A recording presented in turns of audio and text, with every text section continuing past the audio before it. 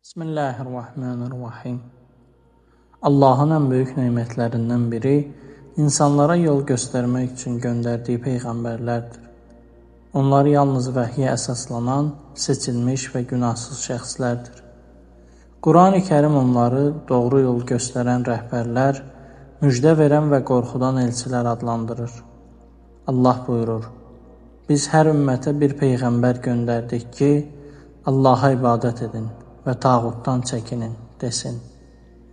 Bu, onların əsas vəzifəsinin insanları tövhidə, yəni yalnız Allaha ibadətə çağırmaq olduğunu göstərir. Peyğəmbərlərin başqa bir xüsusiyyəti onların məsumluğudur. Onlar günahdan uzaq, Allahın qoruması altındadırlar.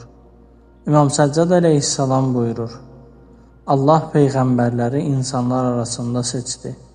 Çünki onlar ən pak düşüncəyə və ən güclü əxlaqa sahibidirlər.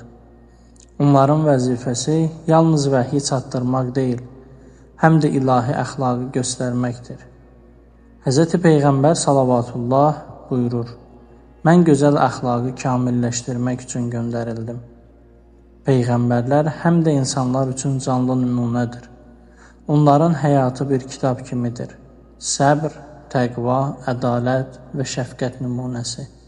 İmam Sadiq əleyhissalam buyurur: Peyğəmbər Allahın bəndələrinə mərhəməti və rəhmətidir. Onlar olmasaydı, insanlar yollarını itirərdilər. Bugün də biz onların yolunu davam etdirməli, onların təlimini həyatımıza tətbiq etməliyik. Çünki Peyğəmbərlərin varisi, elm əhli və ilahi rəhbərlik hələ də bizə yol göstərir.